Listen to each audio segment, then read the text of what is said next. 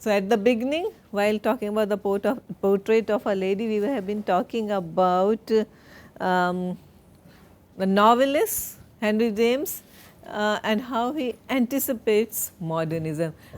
Please beware, I am not calling him a modernist. We know who the modernists are, but there are certain features in Henry James, and I said that these features were present in the works of Henry James, and later on they were present very conspicuously in the works of the so called modernists. Now, what features are we what have you realized? I mean, you are on chapter 30 or so. What have you discovered about it? Some certain forms of interior monologue, certain experimentations with points of view, and also the fact that characterization. Okay. Now, he is generally we refer to Henry James as a writer who had a very strong moral sense. Okay. So, a deep sense of morality in his works. Now, what morality are we talking about?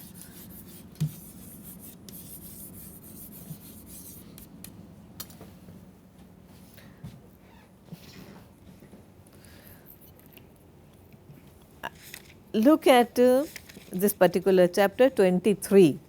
23, meeting of Isabel and Gilbert Osman. I hope you are there on chapter 23. Gilbert Osman came to see Madame Merle. Now, again this is a setup. This man has been praised to the skies, to the limits by Madame Merle, Isabel Archer. Now that you are somewhat familiar with the Age of Innocence, you remember Newland Archer? Yes, so that is our hero, and Isabel Archer is our heroine. I am not making any comment here, some major comment here, but just trying to draw your attention to that Edith Wharton considered Henry James as her mentor. Yeah. So, you will find again, yeah, if you are into that kind of literature, then you will find the kinds of overlaps that happen in the works of both these writers. Okay. They were very similar, extremely alike in several senses. Okay. So, Gilbert Osman came to see Madame Merle, who presented him to the young lady lurking at the other side of the room. Isabel took on this occasion little part in the talk. She scarcely even smiled when the others turned to her invitingly. She sat there as if she had been at the play and had paid even a large sum for her place. Now, what do you understand by that? She has been the major part of the conversation is taking place between Gilbert Osman and Madame Merle, these two fascinating, sparkling characters in the eyes of Isabel. Okay, and they are holding the stage, and she is a mere spectator. Uh, what what meaning can you derive from this? Give you a sense of what is going to happen as well with regard to how the marriage is arranged, sort of, and Isabel will always remain a spectator, a guest at her own wedding. Yeah. So, this is going to be her fate. Okay, but here why do we get the impression that she is just like a teenager gawking and being overawed by these two very sterling characters, okay, sparkling, fascinating characters who have so much to offer, so much to talk about, whereas she feels tongue tied in their presence. She does not feel that she is up to the mark where these people are concerned. And do you think this is a very peculiar where Isabel is concerned? She is a girl who never stops talking. At one point somebody made a comment that she is always contradicting people, she never agrees with people, but here she is absolutely mesmerized, overawed by these very intelligent, seemingly very bright people. She does not think she is their equal. Okay. And that is again the dichotomy between Americans and Europeans. Yeah, so that's what Americans have been. That's a part of the American psyche. You're never as good as the sophisticated European. Mrs. Touchett was not present, and these two had it for the effect of brilliancy all their own way. So, effect of brilliancy, the way they talk, the way they converse, and don't you find it very strange that the idea that they have been, these two have been lovers at one point is never brought up, is never ever hinted at. The only people who know are the two of them and his sister, the Countess. The Countess, yes. But her part comes much later in the novel, okay, when who reveals the plot to Isabel Archer. But she is here, these two, so that's the way these people plan the entire setup. They organize the entire setup because that, well, if you have been lovers at one point, why not reveal it to them? Just for the sake of honesty. Yeah, money matters more, because the idea was to present Gilbert Osman as something extraordinary, a larger than life character. Okay, he is way above having relationships, adulterous relationships with women, married women particularly, and even fathering a child with her. Okay, and we have to remember that Madame Merle had Pansy when she was very much married to Monsieur Merle. So, that is the whole sinister plot. Now, what is so wrong with all this? What is so wrong? Let us assume Madame Merle and Gilbert Osman were lovers at one point. They are no longer lovers now. And knowing Isabel Archer's proclivity for brilliant men, challenging men, Madame Merle has in a way done a huge favor to Isabel. She never hid the fact that Gilbert Osman does nothing for a living. She never hides the fact that he has a daughter. She never hides the fact that he has no money. Ma'am, somebody talks about it. It's that exaggerated modesty. That's another factor. Even in Madame Merle's character, it's not that she exaggerates other qualities of hers. It's her modesty that's exaggerated. So that is what draws Isabel towards her. So similarly, Gilbert Osman's the honesty, how Madame Merle is completely honest about him, could be another reason that Isabel is adapted. Yeah. So, it looks like whatever is there about Gilbert Osman has been revealed to Isabel Archer. There is nothing. Okay, all his sterling qualities as well his shortcomings, so called shortcomings of not having enough money. Okay, doesn't matter. I have so much, so he can live off me, my husband. Okay. Anyway, Isabel is not the kind of woman who ever cared much about owning things, and she says, okay, so my husband, he does care about owning things. He has a taste for that's because he is a man, he is a cultivated man, and I am not. I am just a naive American girl. He is a cultivated European man. So, naturally he has every right to acquire things. At the end, she does not realize that she herself is one of the things that he covets. Okay? And then she becomes a part of the furniture. And he is extremely fond of beautiful, he is a collector. Okay? And there is collecting is also a kind of fetish. People collect and collect and collect and do not know what to do, but they want to collect and add it to their collection. She is a part of his collection of even women. Okay? That is what he has been doing all along. Okay? But this fact is hidden from her. Okay? And so, what is there at the center, at the moral center? The theme of deception. As I have been saying again and again, that this is the theme of deception which is very strong in Henry James. So, there is nothing wrong A man not having money, no one finds it. He never lies about it, his financial status. He never says, I have lot of money and I lost my money. He never had any money to begin with, and he has no other qualification that he is going to earn more money. He is very forthright about it. There is no lying about that. What is the moral problem here? What is the moral dilemma here? The deception. Okay, I considered her my best friend and she hid something, a very vital piece of information from me. That is important. Okay. They talked of the Florentine, the Roman, the cosmopolite world and might have been distinguished performers figuring for a charity. Now, what does it mean? Distinguished performers figuring for a charity. Performers at one point, they used to perform before the very wealthy, the very rich class of people seeking their patronage.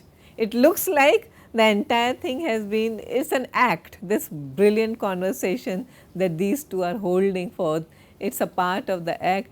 And who is going to be their patron, the wealthy patron? Isabel. Yeah. It had all the rich readiness that would have come from rehearsal. Okay. If you practice your presentations very well, they will automatically look extremely enlightened, very well presented. Okay. It looked like the entire thing had been rehearsed. Is it from Isabel's point of view? It's an omniscient point of view. Okay. He is telling us all the things. Madame Merles appealed to her as if she had been on the stage, but she could ignore any learnt cue without spoiling the scene, though of course she thus put dreadfully in the wrong the friend who had told Mr. Osmond she could be depended on. This was no matter for once, even if more had been involved, she could have made no attempt to shine. There was something in the visitor that checked her and held her in suspense, made it more important she should get an impression of him than that she should produce one herself. Besides, she had little skill in producing an impression, which she knew to be expected. Nothing could be happier in general than to seem dazzling, but she had a perverse unwillingness to glitter by arrangement. Mr. Osmond, to do him justice, had a well-bred air of expecting nothing, a quiet ease that covered everything, even the first show of his wit. This was the more of his own wit. This was the more grateful as his face, his head was sensitive. He was not handsome, but he was fine as one of the drawings in the long gallery above the bridge of the Uffizi, and his very voice was fine, the more strangely that, with its clearness, it yet somehow wasn't sweet. This had really to do with making her abstain from interference. It's a very complex, complicated character. He wears an air about him that he hasn't come here for anything. He hasn't come here with an ulterior motive of winning over the lady. What has he come here for? It's just a performance. Madame Merle is a little shaky, but not him. Yeah, he never lets the guard down. Okay, and this makes us this is Henry James's way of telling us that he is all the more dangerous. Okay, with Madame Merle, there is a hint that her facade may be shaking and she is not at her best. She is brilliant today. They have rehearsed the whole thing today, but there are times of lapses. In him, there is none. Okay. He is very well prepared, so well prepared that he makes the whole thing look extremely effortless. And therefore, he is often called, Gilbert Osman is often referred to as one of the most despicable villains in all of Henry James's works. Okay, because he wears his cleverness so well. There never a chink in his armor. and he never repents. Okay, this is one quality. I mean, of a supreme villain. There is not a tinge of repentance till the end. Okay, so whatever he does to people, he destroys whoever comes in his way. He manipulates people. Uh, Later on, how does he treat his own daughter? Come on, I'm sure it comes by chapter 34. Their house was almost like a prison for Nancy. Yes. Yeah, she is the model of obedience. She has been raised to be the model. She doesn't know any other way. She says, my father has told me not to pass this door, and so she does not. Yes. So, do we come across her admirer, her suitor? Not yet. Okay. We are also talking about the novel in terms of its Bildungsroma quality. Okay, then portrait as a Bildungsroma. Now, so far, what are the features of Bildungsroma? Azhar, can you tell? It's all there, but what are the features of Bildungsroma? Okay.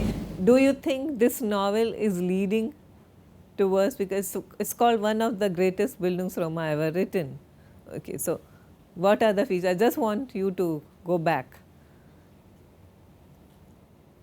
Well, one thing I think Bildungsroman is usually associated with a male character, so that is not there for one.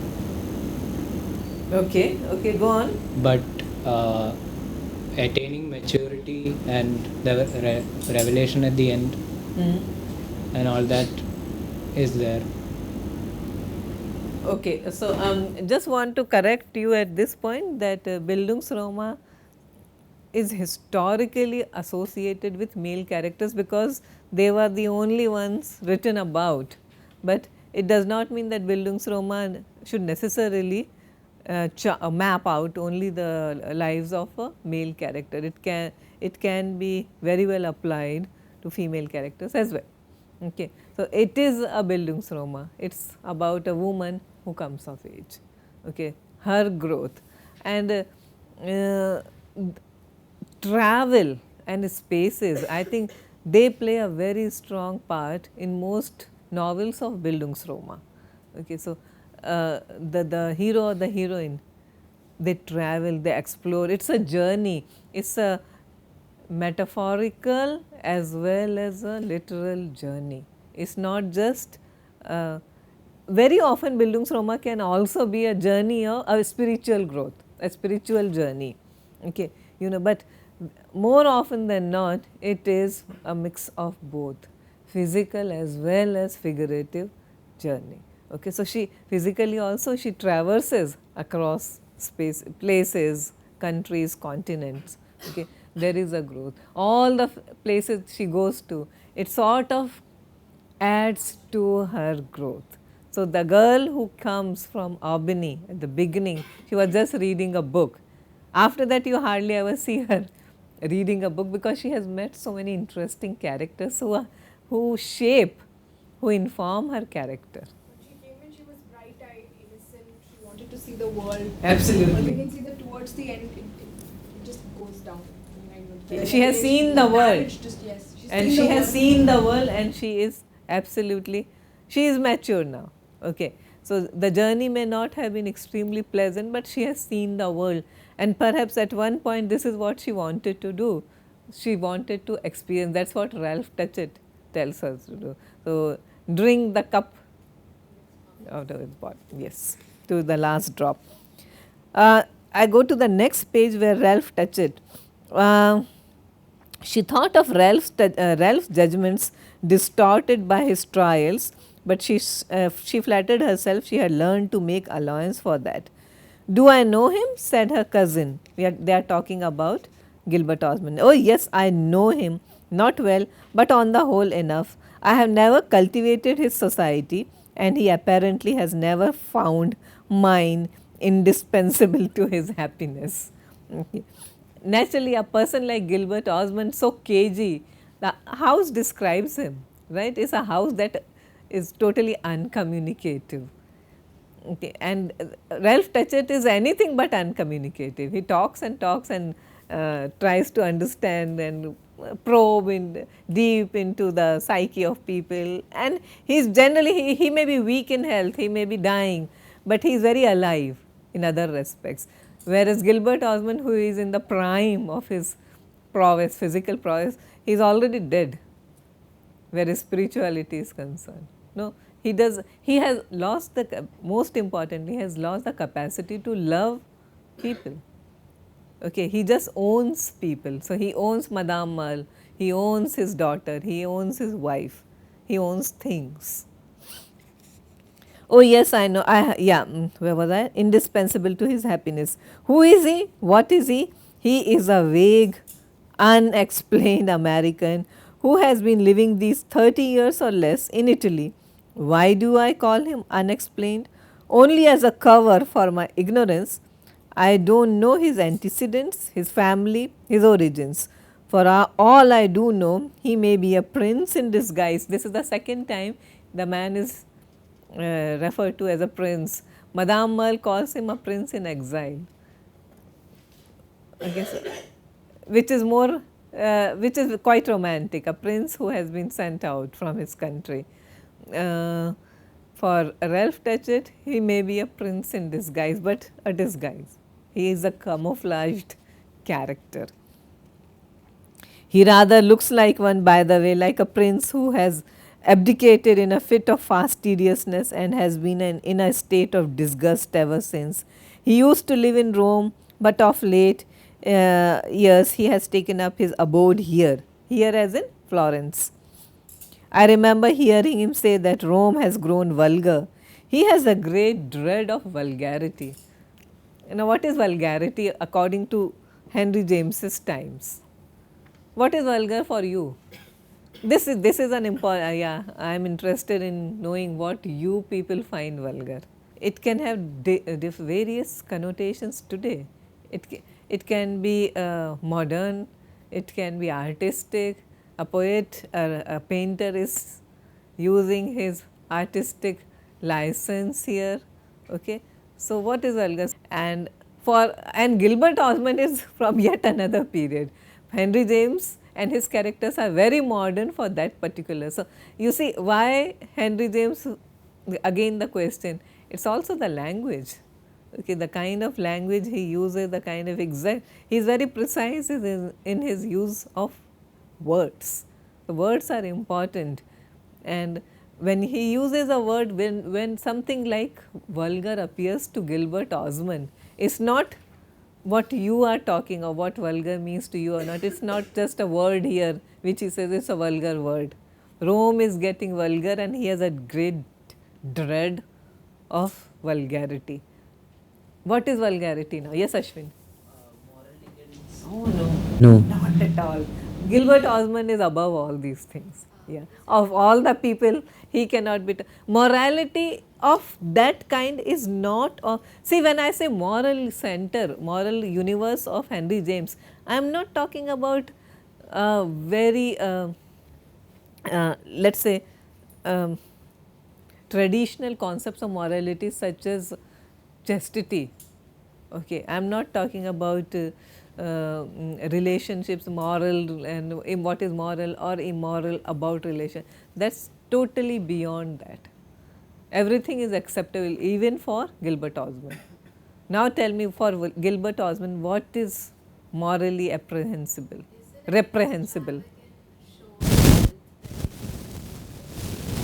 Perhaps. Vulgar for Gilbert Osman, or for a man like Gilbert Osman, is commonality, commonplace, yeah, common kinds of people, common acts, and one of the common acts of the nouveau riche is to show off their newly acquired wealth. Okay, that's what he finds vulgar. So we have to be very careful about what is vulgar for him and what is vulgar for us. It's not the same thing.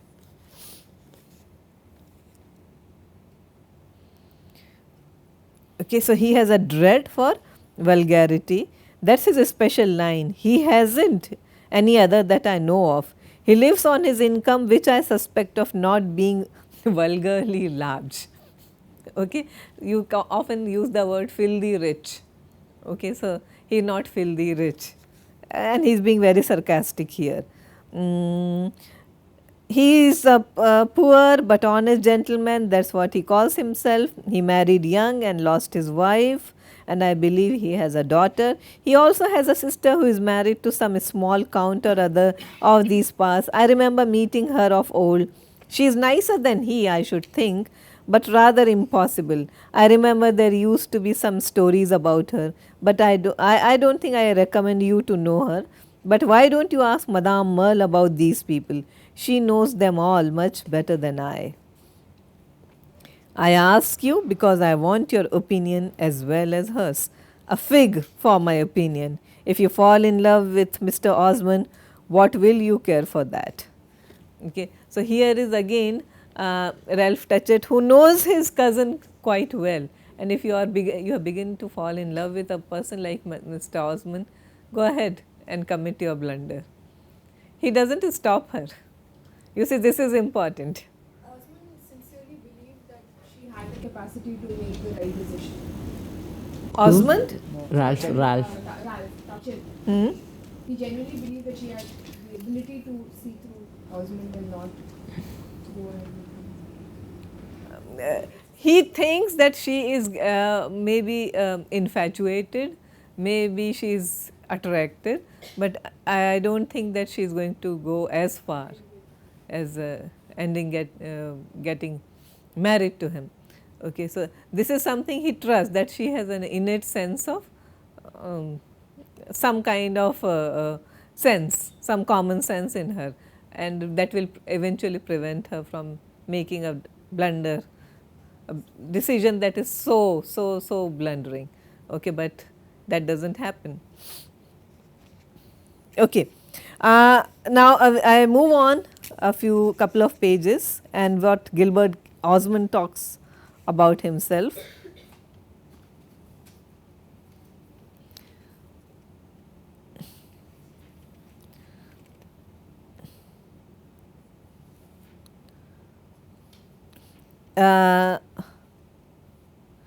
Italy, all the same, had spoiled a great many people. He was even fatuous enough to believe at times that he himself might have been a better man if he had spent less of his life there. It made one idle and dilettantish and second rate. It had no discipline for the character, didn't cultivate in you, otherwise expressed, the successful social and other cheek that flourished in Paris and London.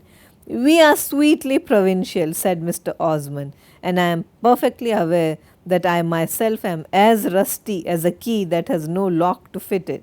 It polishes me up a little to talk with you, not that I venture to pretend I can turn that very complicated lock I suspect your intellect of being, but you will be going away before I have seen you 3 times, and I shall perhaps never see you after that. That's what it is to live in a country that people come to. When they are disagreeable here, it's bad enough. When they are agreeable, it is still worse. As soon as you like them, they are off again. I have been deceived too often.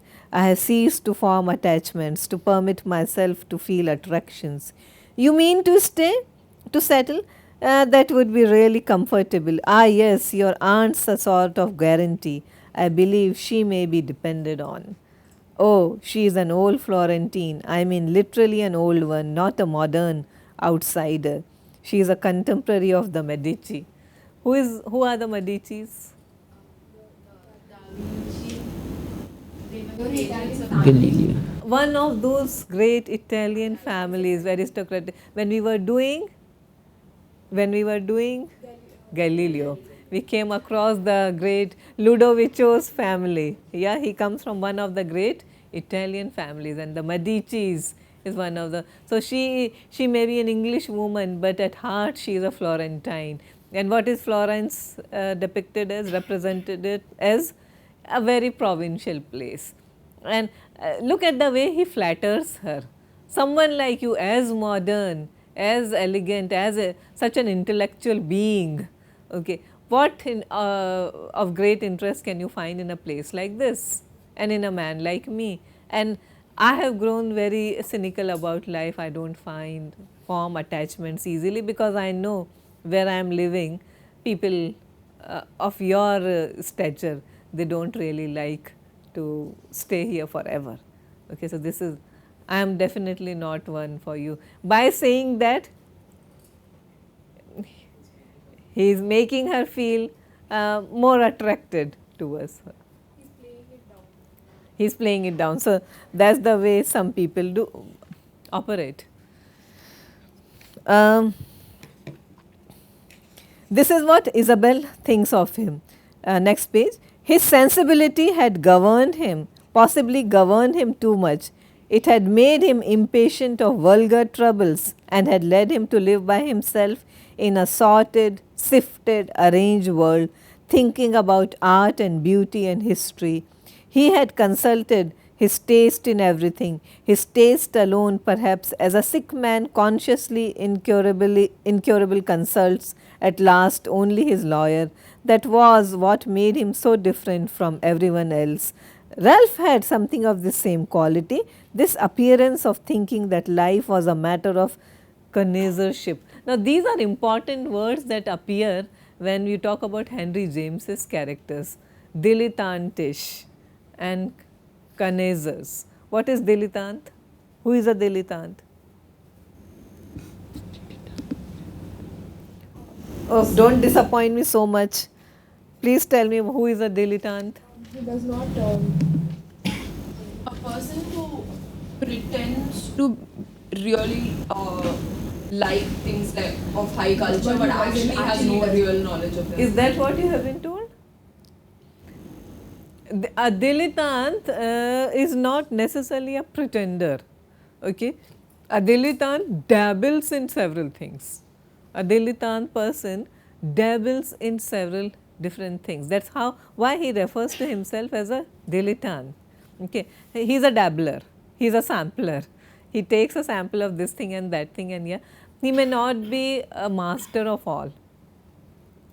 Okay. He may not be the best judge, but he has, so because of his interest in too many things of high culture perhaps, and it is always high culture, it is never popular culture or low culture, it is always high culture, matters of high culture, he is interested, gravely interested in, seriously interested in, but never is able to master things. Okay. Connoisseur, yes, yeah, he calls himself a dilettante, she thinks of him as a connoisseur, and because he has expressed so much of interest in her, perhaps she thinks of herself as this priceless work of art, that you see this connoisseur of everything, he represents everything that is of good taste to her. So, this man with excellent taste, little money, but how does it matter in love? Okay, but at least he has great taste. All right, I will skip a little bit. And this, I come to this point, the idea of disinterestedness, that is the work of art that pleases for itself and not for any other reason. So, we are coming to that point. It has all, this is also a very interesting point from literary criticism point of view. A work of art, who talked about it? Work of art pleases for itself, but only for itself and not for any, art for art's sake. Okay. Yeah? Adorno. Adorno is pop culture. Yes? Yeah. The entire Frankfurt school. Yeah. But I think you are getting the two things mixed up here. Are you talking about dilettante? Dilettantishness that that may you may have. I thought I read about the disinterestedness. See, it has been a part of literary criticism since the days of Matthew Arnold, right? He talks, uninterestedness is different from disinterestedness. Uninterested is you are not at all interested. Disinterest is dispensing with the prejudices. Yeah. So, you have an objective look. You are you are able to look at certain things with an objective and approach and a disinterested approach. It is not to be confused with uninterest or lack of interest. Okay. This thing has been discussed by Matthew Arnold. So, coming to Isabel, she wants to be disinterested as if she were the only person who is in danger of not being so. Will he be so disinterested when he has the spending of her money? That was her idea before your father's death, and it has acquired new charms for her since. She ought to marry someone of those someone of whose disinterestedness she shall herself be sure, and there would be no such proof of that as having a fortune of his own, of his having a fortune of his own. My dear mother, I am not afraid, Ralph answered. She is making fools of us all. She will please herself, of course, but she will do so by studying human nature at close quarters and yet retaining her liberty. She has started on an exploring expedition, and I do not think she will change her course at the outset. At a signal from Gilbert Osman, she may have slackened speed for an hour, but before we know it, she will be steaming away again. Excuse another metaphor. What metaphor is used for her? That of a train or that of this vehicle. Okay, she has chosen her own, she is on an expedition, she has slackened speed for an hour, but before we know she will be steaming away soon. Okay. Excuse me for this kind of a metaphor, perhaps this is a vulgar metaphor to describe a lady. That is what she is on an expedition. Now, nobody will ever tell you the motive of why she married a person like Gilbert Osman, in spite of knowing all his weaknesses. Okay, why does she choose him?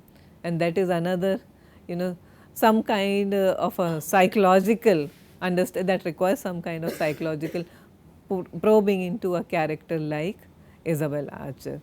Perhaps it is her own provinciality that affects, and that is an important concept, key concept in Henry James. Provincial characters seeking out the world. Okay, provincial people, small town people on an expedition and then learning things about them. So, we go back to your concept of Bildungsroma, male or female, but again we are the people from starting off small with very provincial settings and then exploring the world and then soaking in the impressions, okay, on the various kind of people they meet, they come across. Okay, so I will wind up today's lecture by talking about Henry James's notion of art for art's sake, because someone I think at the beginning of this class asked me what is such a great difference between Henry James and the so called aesthetes, the so called people who are the people like Oscar Wilde and all that. So, it is a fact that aesthetes traditionally believed in crowding one's life with maximum sensations. Who are the aesthetes apart from Oscar Wilde? Give me names fast.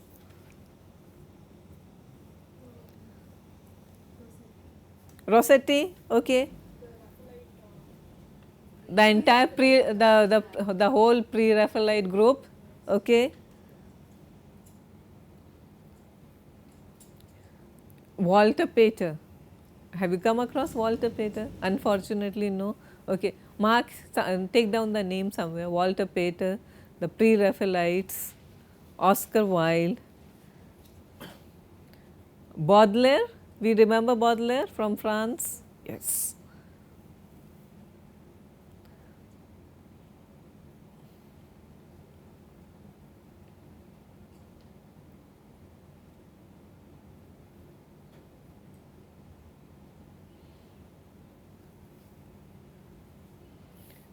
At the same time, James repudiates the art for art's sake mode of a purely aesthetic decadent art.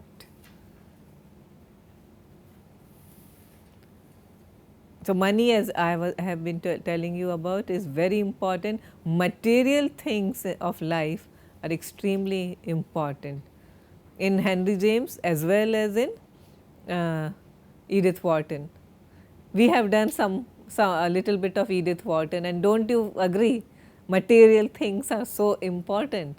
Yes, you are defined by the houses you live in, the clothes you wear, the kind of music you listen to. If you are not listening to opera, you don't belong to a society.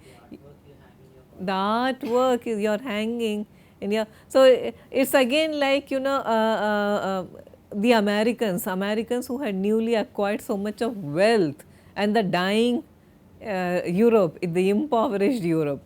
Europe was almost finished by that time, while America was on the rise, all that new money. So you can you draw some parallels with, this is interesting, between that world and today's world?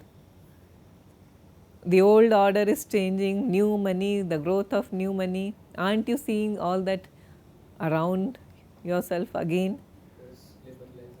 Yes? Post-liberalization, aren't we finding that suddenly a new crop of moneyed class is coming up, okay, and the old stable order has completely changed? Yeah, the so-called celebrity culture, okay, people becoming famous and well known overnight just because, so that's what has happened to Isabel, don't you think so? Yeah, she is like what do you call this, star of a reality show.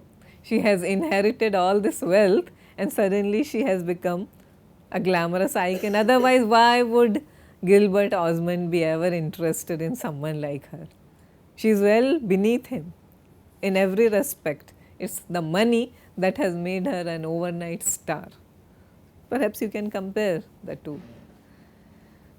Okay. So, we continue in our next class, that is on Tuesday.